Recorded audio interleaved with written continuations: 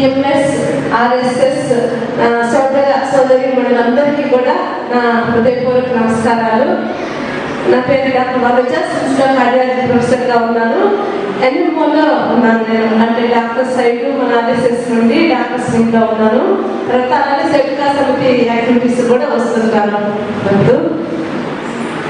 మహిళ అంటే అంతర్జాతీయ మహిళా దినోత్సవము. మహిళ అంటే శక్తి, పవర్ఫుల్. మహిళ అంటే అబల కాదు, శక్తి స్వరూపిణి.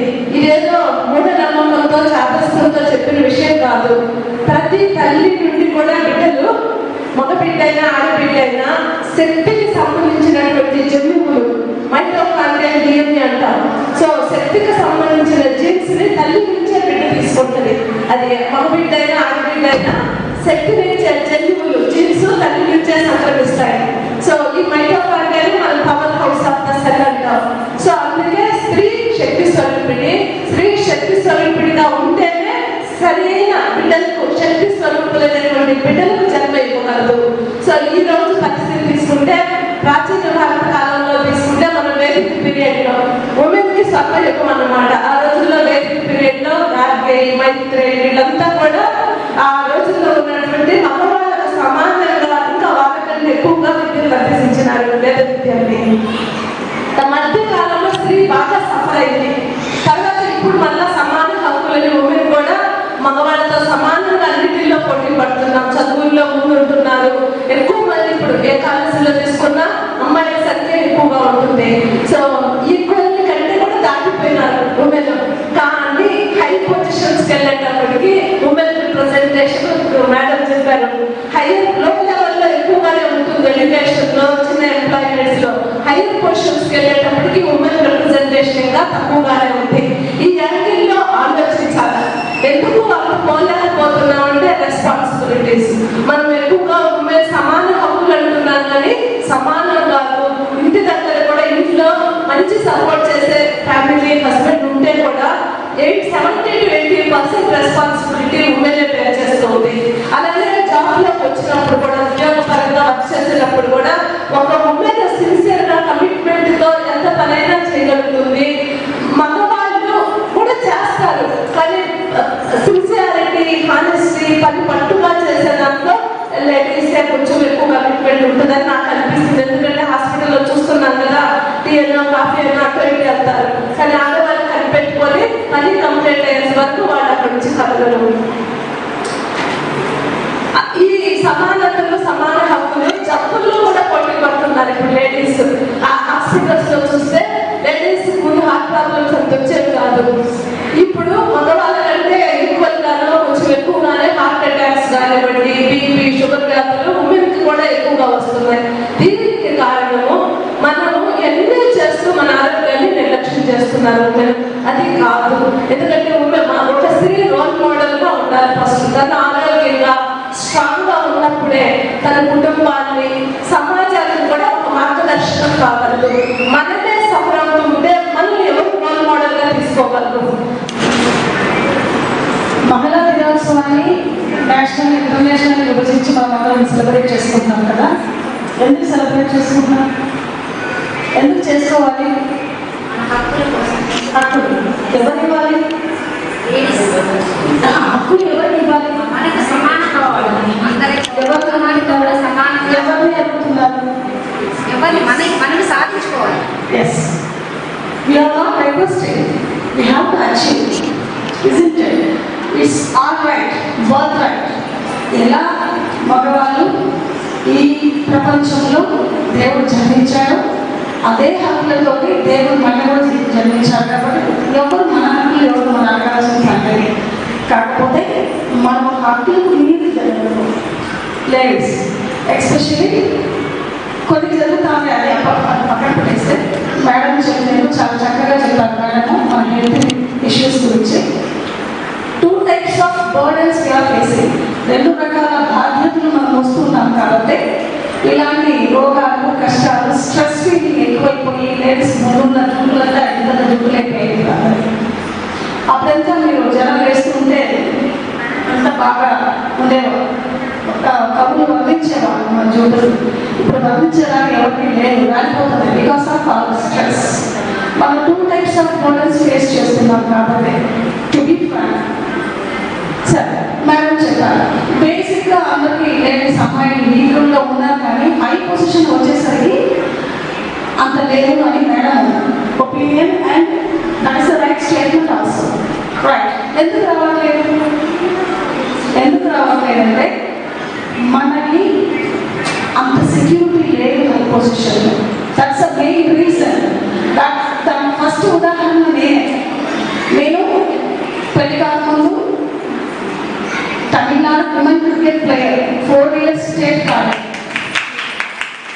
రైల్వేస్లో జాబ్ వస్తే మేము 6 మంది సిస్టర్స్ మా ఇంట్లో last nobody's class at least 10th. And first graduate for my family. మా ఇంట్లో నుంచి ఫస్ట్ గ్రాడ్యుయేట్ ఎవరు వచ్చారంటే నేనే వచ్చాను. ఒక చిన్న వయసు నుంచి ఒక పట్టుదల. 6 మంది అమ్మాయిలు, మేము ఒకే అబ్బాయి. ఊళ్ళో చాలా మంది చదువుతూ ఉంటే మా అబ్బాయి ఎవరు పాస్ కాలేదు, ఆ పని కూడా పాస్ కాలేదు. బికాస్ మా నాన్న కోఆపరేషన్ లేదు, బికాస్ ఆఫ్ ఆఫ్టర్స్. మా నాన్న అమ్మాయిని చదివిస్తే ఏమన్నా ఇబ్బందులు జరిగితే అవమానం అని ఫీల్ అయ్యారు. కాబట్టి 10వ తరగతి ఫెయిల్ అయితే హ్యాపీగా ఫీల్ అయ్యి ఇంట్లో చెప్పేశారు. త్వరగా 17 పెళ్లి చేసి పంపించేశారు. మా అమ్మ ఒకసారి నేను 7th స్టాండర్డ్ చదివేటప్పుడు ఏడుస్తూ ఒక బిడ్డ కూడా 10th పాస్ కాలేదు, నా బిడ్డ చదవలేదు ఏడిస్తే నేను తిరిగి మా అమ్మ గంటల నీళ్ళు చూశాను. ఆ నీళ్ళని స్టేజ్కి వచ్చి నిలబెట్టాను. అప్పుడు అనుకున్నాను నేను ఏదైనా సాధించాలి, మా అమ్మ దాంట్లో ముఖంలో ఆనందం చూడాలి అని అనుకున్నాను. అది సక్సెస్ అయినా ఓకే, దట్స్ డిఫరెంట్. నేను విమెన్ క్రికెట్ ప్లేయర్ అన్నప్పుడు టైం ఉంటే ఒక 5 minutes చెప్తాను. తమిళనాడు క్రికెట్ ప్లేయర్ అన్నప్పుడు రైల్వే జాబ్లో నేను ప్రయత్నం స్ట్రైట్స్ పోయినప్పుడు నాకు రైల్వే జాబ్ వచ్చింది. వెంటనే వాసం 24th నాకు 24 సంవత్సరాలు ఉన్నప్పుడు రైల్వేలో జాబ్ వస్తే మా నాన్న పంపించారు. ఎందుకంటే పక్కన వాళ్ళు ఎవరు చెప్పారు, రైల్వేలో అమ్మాయిల జాబ్లో జాయిన్ అయ్యారంటే హై క్యాడర్లో ఉండేవాళ్ళు వాళ్ళని లొంగ తీసుకుంటారు, వాళ్ళు పెళ్లి పెడాలు కాదు అన్నారు. మా నాన్న ఏమన్నాడు, 5 మంది అమ్మాయిలు జాతిగా పెళ్లి చేసి ఇచ్చేసారు కదా, నేను కూడా చేసి ఇచ్చేస్తాను అని 24 సంవత్సరాలకి ఆయనతో పెళ్లి చేసి పంపించేశాను. అప్పుడు చాలా ఇప్పుడు తెలుసుకుంటే చెమట పట్టేస్తాను, లేకపోతే నేను ఏదో పొజిషన్ ముఖ్యమైన. తర్వాత పెళ్ళైన తర్వాత మా అన్ని ఇంతవరకు ఈ స్టేజ్ వరకు ఎన్నో తట్టిన ప్రోత్సహిస్తున్నటువంటి మా వారి వారికి సత్కోటి వందనాలు.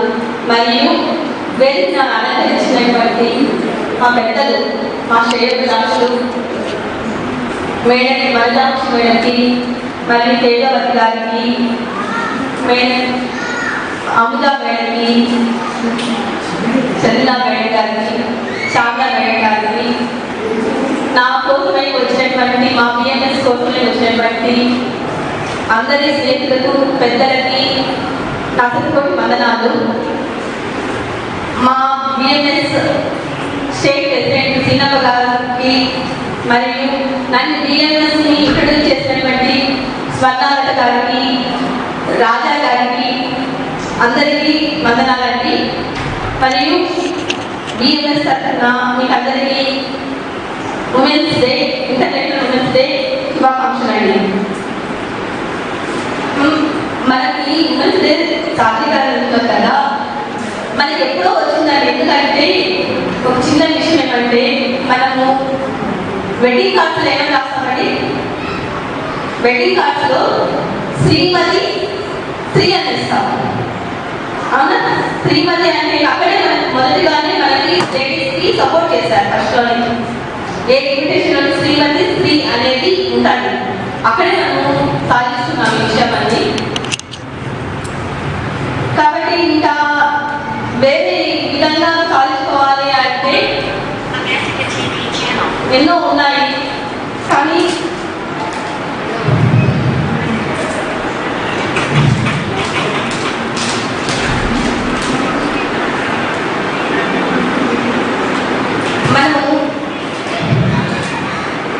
మనకు స్వాహ దేవుడికి పూజ చేస్తాం కదా, స్వాహ అనేసి చేస్తాము.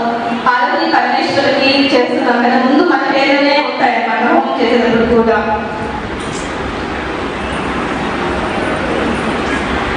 సరే అండి, కొంచెం టెన్షన్ వల్ల తగ్గట్టుగా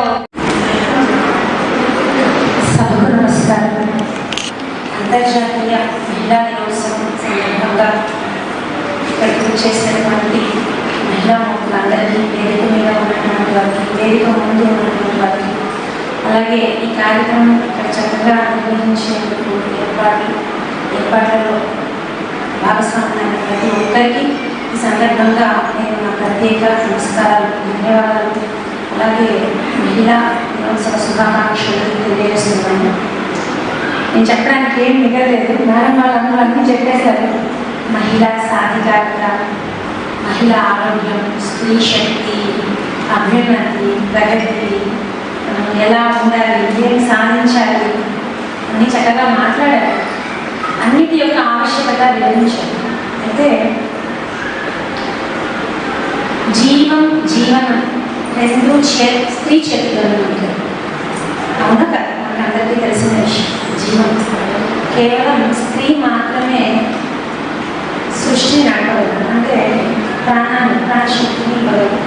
అలాగే జీవనం కొనసాగించగలిగేది భూమాత. ఏ గ్రహం మీద నివసించట్లేదండి, పరిశోధనలు కొనసాగుతూనే ఉన్నాయి. కానీ భూమాత మీద మాత్రమే మనం ఎన్ని రకాల పనులు చేస్తున్నా, ఎంత విధ్వంసం మన ప్రకృతిని గురి చేస్తున్నా, ఈ రోజుటికి మానవ మనుగడ కొనసాగుతోంది అంటే భూమాతకు ఉన్న సహన శక్తి. అంటే మనం పరిపూర్ణంగా చూసుకున్నట్లయితే శక్తి, యుక్తి, బుద్ధి, ముక్తి అన్నీ స్త్రీ చేతులు. 4 చెప్పాను. శక్తి మనం ఎలా పుడతామో, మనం ఎలా శక్తి సంపాదించుకుంటామో, ఏ విధంగా అయినా శక్తి కోసం అష్టలక్ష్మిని ఆరాధిస్తాము. బిడ్డలు లేవనో, డబ్బులు సంపాదించాలనో, ధైర్యం కావాలనో, భోగం కావాలనో, ఆస్తులు కావాలనో, ఇలా అనేక రకాలుగా శక్తిని ఉపాసన చేస్తాము. అలాగే యుక్తి, ఈ ఆలోచన శక్తి, అది ఎక్కడి నుంచి ఉపాసన చేస్తున్నాము? సరస్వతీదేవి, ఆవిడ నుంచి మనం బుద్ధిని గ్రహిస్తున్నాం. అలాగే భుక్తి, మనం తినే తిండి ఏదైనా కూడా ఈ శరీరం తీసుకోగలదు అంటే కేవలం భూమిలో నుంచి వచ్చింది మాత్రమే అవుతుంది. అలాగే 4వది ముక్తి, ఈ జీవం అయిపోయిన తర్వాత మనం అందరం ఎక్కడికి వెళ్తున్నాం? ఈ సృష్టి, స్థితి, లయ 3 కార్యాలు నిర్వహిస్తున్నటువంటి బ్రహ్మ, విష్ణు, మహేశ్వరులను కదుపుతున్నటువంటి ఆ ఆదిశక్తి, ఆవిడే పరాశక్తి. ఆ శక్తి స్వరూపిణి లేకపోతే వాళ్ళు తమ చేతులను కూడా కదపలేదు. ఈ విషయాన్ని మనం నిరంతరం మననం చేసుకుంటూ ఉండాలి. అప్పుడే మనం పరిపూర్ణంగా మరింత ముందుకెళ్ళగలం. అయితే ఈరోజు ఇంత శక్తి స్వరూపులు అయ్యాము, ఇది చేస్తున్నాం, ఇంత సాధిస్తున్నాం. అంతర్జాతీయ మహిళా దినోత్సవం ఎందుకు ఒకరోజు ఎందుకు చేసుకుంటున్నాం, ఎలా చేసుకుంటున్నాం? మనం అంతకుముందు శక్తి స్వరూపులుగా లేమా? మన భారతదేశం ఏంటి, మన చరిత్ర ఏంటి, మళ్ళీ ఈ రోజు ఏంటి, చిన్నగా మనం గుర్తు చేసుకుంటూ ఉండాలి. నెక్స్ట్ భావి తరానికి మన యొక్క ఇంపార్టెన్స్ మనం చెప్తూ వెళ్ళాలి. ప్రతి దాంట్లో భారతదేశం ముందు ఉంటుంది, గుర్తు చేసుకోవాలి. అంతర్జాతీయ మహిళా దినోత్సవమే. అంతర్జాతీయ మహిళా దినోత్సవం అంటే ఇంటర్నేషనల్ ఉమెన్స్ డే ఎక్కడ మీకు మొదలైంది అంటే మనం ఒకవైపు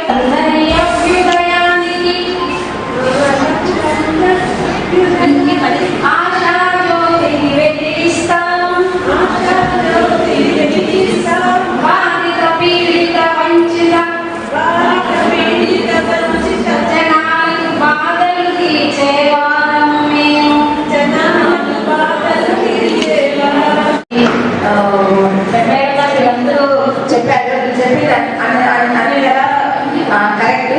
ఒకటే అండి, యోగా ముఖ్యంగా స్కూళ్ళలో కానీ ముఖ్యంగా చిన్నపిల్లలు పేరెంట్స్ దగ్గర కన్నా స్కూల్లో ఉంటారు కాబట్టి టీచర్స్ అలాగే హెల్త్ గురించి డాక్టర్లు వీళ్ళందరూ కూడా యోగా గురించి, మెడిటేషన్ గురించి వాళ్ళకి చక్కటి అవగాహన, అలాగే కౌన్సిలింగ్లు ఇవన్నీ ఏర్పాటు చేశారంటే చిన్నప్పటి నుంచి పిల్లల మార్పు వస్తుంది. అలాగే మగవాళ్ళు ఆడవాళ్ళు అనే తేడా లేకుండా పిల్లల్ని ఆ దిశగా వెళ్ళకోకుండా వాళ్ళని తల్లే ఖచ్చితంగా కౌన్సిలింగ్ ఇచ్చి ఇంట్లోనే కౌన్సిలింగ్లు ఏర్పాటు చేస్తున్నారు. అది లేకుండా గతంలో పెద్దలు కౌన్సిలింగ్ ఇంట్లోనే చేసేవాళ్ళు. ఆ విధంగా ఇచ్చి నేర్పించే కార్యాలకి వచ్చారు. ఓపీ చూపించేసి వాళ్ళ కూతురు తీసుకొచ్చింది. చెల్లెండి ఎంత అయిపోయాడు, నేను భోజనం తీసుకెళ్ళాను.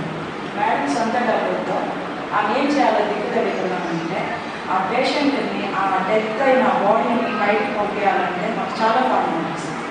ఫస్ట్ ఇది నా స్పెషల్ కేసు, డబ్బులు ఏమైనా కానీ ముందు బాడీ ఇవ్వండి అని చెప్పి మేడం ఓన్ మనీతో ఆ అమ్మాయికి చాలా హెల్ప్ చేస్తాను. అంటే మనోధైర్యంగా నిలబడే శక్తి కాదు.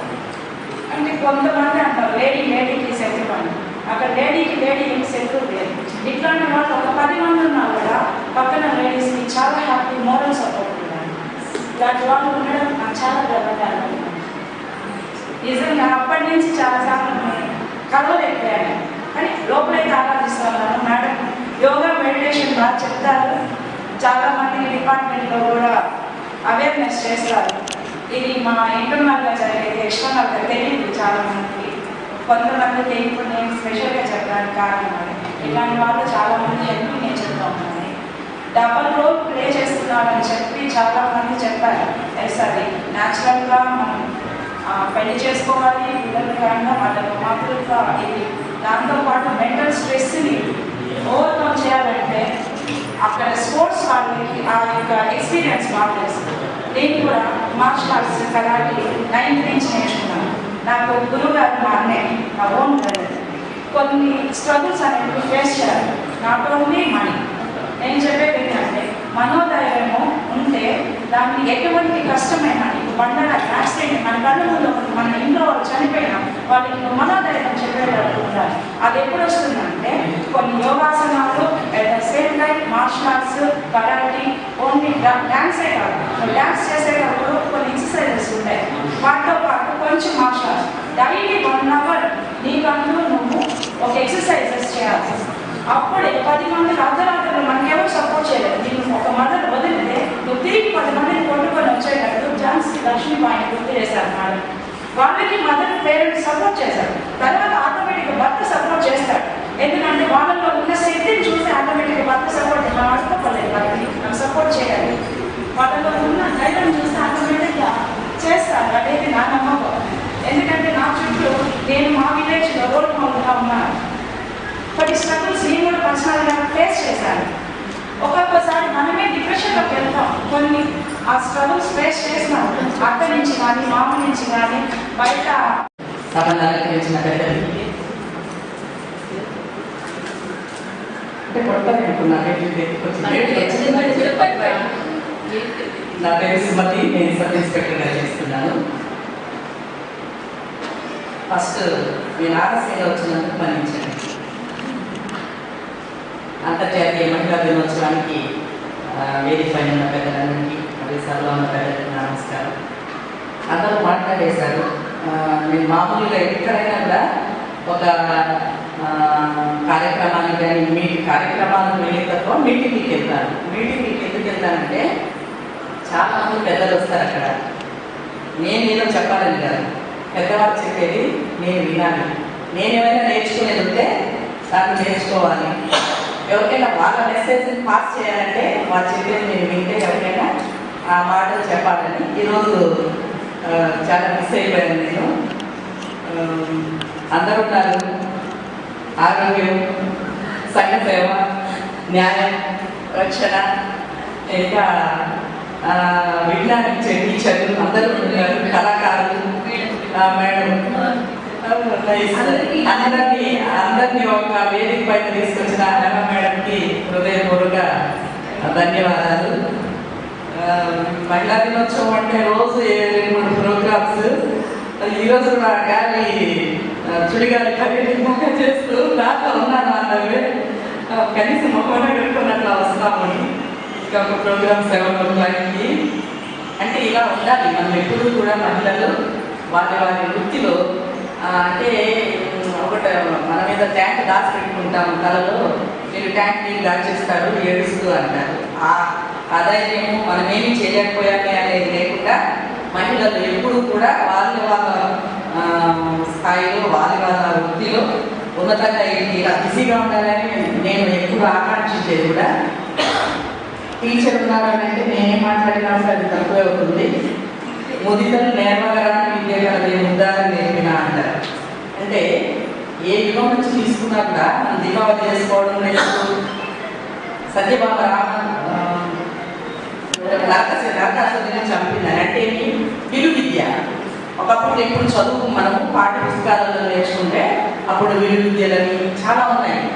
అప్పుడు కూడా ఎందుకు ఒక మెసేజే మాక శ్రీకృష్ణుడు దీపావళిలో ఆయన బలవంతుడుగా ఉండి కూడా ఆయన అన్ని సాధించగలడు. కానీ శ్రోతకి పడినాడు వాళ్ళ భార్యకు అవకాశం ఇచ్చినట్టు మహిళలు కూడా వాళ్ళ శక్తి సామర్థ్యాలు మహిళలకు ఒక మెసేజ్ అన్నమాట.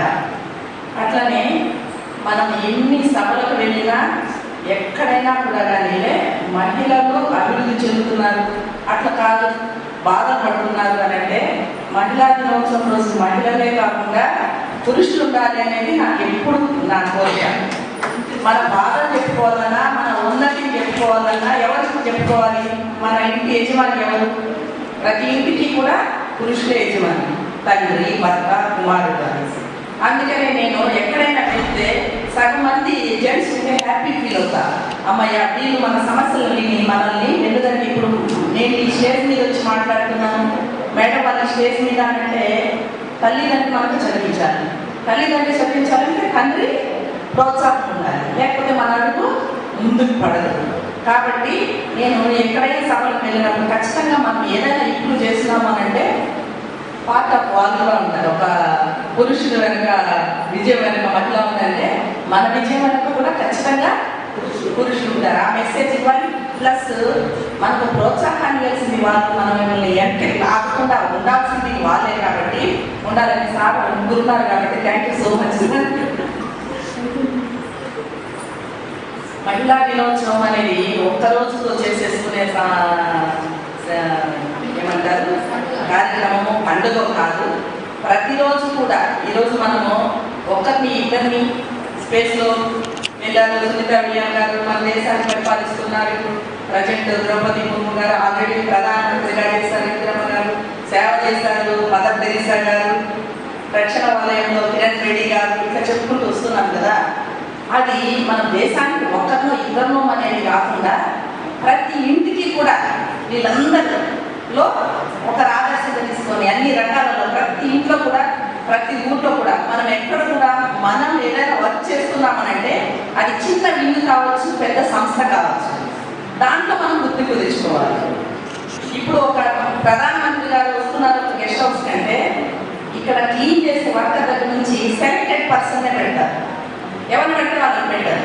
వాళ్ళు చేసే ఇంట్లో ఎవరు బెటర్ ఉన్నారనే దాన్ని తీసుకుని వాళ్ళని ముందు తీసుకొస్తారు. అలాగే పిల్లలు కూడా, ఆడపిల్లల్ని మనము వాళ్ళు ఏ రంగంలో రాణించాలనుకుంటున్నారో, ఏ రంగంలో వాళ్ళకు ఉత్తమమైన ప్రతిభ కనబరుస్తున్నారో తల్లిదండ్రులుగా ఖచ్చితంగా మనము వాళ్ళని ప్రోత్సహించాలి అని అంటాను నేనైతే. వాళ్ళని ఎంకరేజ్ చేయకపోయినా పర్లేదు, కానీ ఆడపిల్లల్ని డిస్కరేజ్ అయితే చేయకూడదు. ఒక చిన్న మెసేజ్ ముగిస్తాను, టైం అయిపోయింది కాబట్టి. మామూలుగా కూడా మేము మేడం గారికి కూడా తెలుస్తారు, ఎందుకంటే నేరాలు ఘోరాలతోనే మా డ్యూటీలు ఉంటాయన్నమాట. ఎక్కువగా మనము మన ఆడపిల్లల్ని మన ఉమెన్స్ కాబట్టి మనం తెలుసుకోవాల్సింది, ఆడపిల్లని ఎక్కడైనా పంపిస్తున్నాము అనగానే 1,00,000 జాగ్రత్తలు చెప్తాం. జాగ్రత్తగా చీకటి పడిందంటే రాకూడదు, ఎవరితో పడితే వాళ్ళతో స్నేహం చేయకూడదు. అదే జాగ్రత్తలు అబ్బాయిని చెప్పి పంపిస్తే ఇలాంటి నేరాలు జరిగే అవకాశం ఉండదు. నేను చిత్తూరులో డిస్ట్రిక్ట్ కోర్టు మీటింగ్కి వెళ్ళాను. ఎందుకు ఇట్లా జువైనల్ అంటే తెలుసు కదా, బాల నేరస్తుల జైలు. ఈ చిన్న పిల్లలు ఎందుకు ఇవి నేరాలు చేస్తున్నారు, దీనికి ఏమైనా మనము పరిష్కారం ఉందా అనేదానికి మాకు పిలిచారు. కేసులు ఎన్ని ఉన్నాయి పెండింగ్, దీన్ని ఏం చేయాలి, ఎందుకు పెరిగిపోతుందంటే అందరూ ఒక్కొక్క అడ్వైజెస్ ఇచ్చారు. మనం పోవాలి సార్ జువైనల్ హోమ్లో అంటే ఆల్రెడీ చేసి వచ్చేసారు, తప్పు చేయకుండా ఏం చేయాలి సార్? అందరూ డిఎస్పీ ఇన్స్పెక్టర్లో మాట్లాడుతున్నారు. మెల్లగా అయితే అది చేయాలి. జడ్జి గారు ఉన్నారు, డిస్ట్రిక్ట్ జడ్జి గారు, అవకాశం ఇస్తారు ఎవరని మెల్లగా చేయాలి. అలా అయితే లేకమన్నారు. చెప్పండి అంటే రిక్వెస్ట్ సార్ అంటే అసలు జువైనల్ దీనికి ఒక కోతులు, దీనికి ఒక హోము, ఇంతమంది పిల్లలు ఉన్నారనేది డిపార్ట్మెంట్లో కూడా తెలియదు. ఎవరో ఆ కోతులు అటెండ్ అయ్యేవాళ్ళు తప్ప అది సంఖ్య పెరిగిపోతుంది. ఇంతమంది చిన్న పిల్లలకి ఇంత నేర ప్రవృత్తి ఉంది అని అంటే దాంట్లో ఎక్కువ శాతం ఎవరు ఉంటారంటే తల్లిదండ్రి లేని వాళ్ళు ఫస్ట్ ప్లేస్లో, తల్లి కానీ లేదా తండ్రి కానీ లేని వాళ్ళు రెండో ప్లేస్లో. తల్లిదండ్రి ఉన్న మంచి పెంపకం లేని వాళ్ళు. అంటే మేము విచారిస్తాం, ఎందుకు చేశారు, ఎలా చేశారు, అక్కడ ఏముంది, ఎక్కడి నుంచి వచ్చింది మూలాలు, ఇంట్లో నుంచి వచ్చాయి. ఇంట్లో నుంచే వాళ్ళు ఆ ప్రవృత్తికి ఏర్పడుతుంది. ఈరోజు గాంధీ గారు చెప్పారు, అర్ధరాత్రి అమ్మాయి ఒంటరిగా నడిచిన రోజు మనకు స్వాతంత్రం వచ్చింది అని. మనం ఆ ఒంటరిగా అర్ధరాత్రి మోపిల్లోడైతే వస్తాన్ని ఆడకుండా మోపిల్లోడని నెగ్లెక్ట్ ఉంటాము. ఆడపిల్లకి వచ్చేసరికి తొందరగా ఎవరితో మాట్లాడుతున్నారు, సెల్ ఫోన్ రిస్ట్రిక్షన్స్ ఓకే కాదని లేదు, ఆడపిల్లలకు రిస్ట్రిక్షన్స్ చేస్తూనే అమ్మ అబ్బాయిలకి నువ్వు ఎక్కడ పోతున్నావు, మనం చిన్నప్పటి నుంచే మనం ఖర్చులు వాళ్ళకి మనమే వేయాలా, బట్టలు వాళ్ళని మనమే కొనియాలా, వాడి బైక్ మనమే కొనియాలా, చదువు మనమే కొనిస్తామా, నువ్వు ఇలాంటి పద్ధతుల్లో ఉంటే నిన్ను కూడా ఎక్కడికి పంపించు, ఆడపిల్లలైతే నిన్ను పెళ్లి చేసి పంపించేస్తాము, నువ్వు చెప్పిన మాట వినకపోతే అని మననే మన మగపిల్లలకి ఎందుకు చెప్పము. వాడు మగవాడు వస్తాడు అర్ధరాత్రికి అని ఎప్పుడైతే మనం నెగ్లెక్ట్గా వదులుతామో, వానికి ఎప్పుడైతే అలాంటి స్వేచ్ఛ మనం ఇస్తామో, ఎస్ నేను మొగుడు నేను ఏమైనా చేయొచ్చు అనే తలంపు వాళ్ళలో వస్తుంది. కాబట్టి మనము ఆడపిల్లలు చెప్పే మాటల కంటే కూడా రెండింతల మగపిల్లలకి చెడు అలవాట్లు లోను కాకుండా, చెడు సహవాసాలు చేయకుండా, చెడు ఖర్చులు పెట్టకుండా ఉండాలనేది మనం ఎంతమంది చెప్తున్నాం అనేది మనం ఒకసారి క్వశ్చన్ చేసుకోవాలి. నేను అక్కడ డిస్ట్రిక్ట్ జడ్జి గారి ముందు చెప్పింది ఏమంటే, ఎప్పుడు పాఠ్య పుస్తకాలలో సైన్స్, మ్యాథ్స్ ఇవే చెప్పి డాక్టరు, లాయరు, పోలీసు, ఇంజనీరు ఇవో అవ్వమని చెప్పే మనకు చెప్తారు, కోచింగ్ ఇస్తారు, వాటికి అన్నీ చేస్తారు. Personality development do's and do nots, ఏం చేయాలి ఏం చేయకూడదు అనేది ఒక పీఈటీ పెట్టారు, వీక్లీ వన్స్ లేదా 2 days పెట్టారు. ఈ పనులు చేయకూడదు, ఈ పనులు చేయాలి, ఈ పనులు చేస్తే మీరు తప్పు పనులు చేస్తే మీరు భవిష్యత్తు మీరు ఎట్లుంటుంది, మంచి పనులు చేస్తే మీ ఎదుగుదల ఎలా ఉంటుంది అనేది ఒక పర్సనాలిటీ డెవలప్మెంట్ అనేది ఒక పాఠ్యాంశంలో పాఠం లాగా చేస్తే వాడు చిన్ననాటి నుంచే వాడిలో ఇవన్నీ చెప్తూ వస్తే విలువలు పెరుగుతాయి, వాడికి నేర ప్రవృత్తి కూడా తగ్గుతుంది. వాడు ఎప్పుడో యూత్ అయిపోయిన తర్వాత వాడికి పోదురా సిగరెట్ కాల్సినట్లే ఇది చేసిన పండుగ అని అనేకంటే చిన్నప్పటి నుంచే వాడికి అసలు తప్పేంటి రైట్ ఏంటి, తప్పు చేస్తే మన పరిస్థితి ఎలా ఉంటుంది, రైట్ చేస్తే మన ఎదుగుదల ఎలా ఉంటుంది అనేది అప్పటి నుంచే మనం తల్లిదండ్రులు చెప్తారు. టీచర్లు కూడా ఒక పాఠ్యాంశంగా చేస్తే నేర ప్రవృత్తి పెరుగుతుంది, ఈ బాల్య నేరస్తులు తగ్గుతారు, ఆడపిల్లలకి సేఫ్ ఉంటుంది అని చెప్పాను. నోట్ చేసుకున్నాడు. అమ్మ ఇది ఎస్ నువ్వు చెప్పింది నిజమే, దీన్ని ఒక లెసన్గా మరి అది అమలు చేస్తారా చేయరా అనేది నాకు తెలియదు, కానీ నేను చెప్పిన పాయింట్ అట్లీస్ట్ ఒకరంగా రీచ్ చేస్తే మన చిన్నప్పటి నుంచే మనం మొక్కై వల్లది మానవి ఉండదు. కాబట్టి మనం మహిళలు అన్ని రంగాలలో ఉండడం కంటే కూడా అపాయంలో ఉండడం ఆలోచించకూడదు. మనకు అపాయం స్వేచ్ఛ లేకపోయినా పర్లేదు, కానీ అపాయం అనేది ఆడపిల్లలకి ఎదురు కాదు. ఈరోజు మనం 7 అయినట్టు చీకటి పడుతుంది, మన అమ్మాయి రాలేదని టెన్షన్ పడతాం, 10 గంటలకు కొంచెం కొడుకులు మాత్రం ఏమీ ఆడదు. కాబట్టి ముందు మనం తల్లిదండ్రిగా మన పిల్లలకి మంచి భవిష్యత్తు ఇచ్చి ఆడపిల్లలైతే స్వేచ్ఛగా తిరగాలి, చదవాలి, అన్నీ చేయాలంటే కొన్ని దగ్గర పల్లెల్లో అయితే ఫుడ్ మంచి ఫుడ్ అంటే మగపిల్లలు పెడతారు, మంచి బట్ట అంటే మగపిల్లలు ఇస్తారు. ఆడపిల్లలు ఏదో పిల్లలు మా అన్నకు పెట్టాము అన్న నీకెందుకు ఏదో ఒకటి వేసుకోవాలి మగపిల్లడు అంటారు. ఆ వివక్ష కూడా పోవాలి, ఆ వివక్ష పోవాలి. అన్ని రంగాలలో మనం ఉన్నామనుకుంటున్నాం, కానీ అన్ని రంగాలలో ఒకరో ఇద్దరమే ఉంటున్నాం, అందరం లేము, 50% లేము. మనం 50% కోసము పోరాడితే 33% కూడా మనకు రాజ్యసభలో లేదు. చట్టాలు చేస్తున్నది వాళ్ళే, శాసనాలు చేస్తున్నది వాళ్ళే, రాస్తున్నది వాళ్ళే, శాసిస్తున్నది వాళ్ళే. ఇప్పుడు పంచాయతీలో ఉన్నారనుకుంటారు సర్పంచ్లకు 33%, అక్కడ కూడా కూర్చునేది ఎవరు, సర్పంచ్ భర్త వచ్చి కూర్చుంటుంటాడు, మనం టీవీలలో పేపర్లలో హైలైట్ చేస్తూ ఉంటారు. అంటే మనకి ఇచ్చిన దాన్ని మనం యూటిలైజ్ చేసుకోకపోతే ఇంకో ప్రాబ్లం ఇస్తారు. అది మన కొడుకు కావచ్చు, భర్త కావచ్చు, తండ్రి కావచ్చు. మనకు ఒక అవకాశం ఇచ్చినప్పుడు దాన్ని సద్వినియోగం చేసుకోవాలంటే మన ముందు విజ్ఞానం ఓకే మనతో ఇక్కడ కాగింది, మన పిల్లలకైనా వాళ్ళు ఏదైనా చేయగలిగితే వాళ్ళు స్వేచ్ఛగా చేయగలిగే పరిస్థితిని మనం తల్లిదండ్రులు ఆడపిల్లలను కల్పించాలి. ఇప్పుడు 33% నేను ఏడు చేయకపోతే చట్టసభలో మీకు 33% అంటున్నాను. కాబట్టి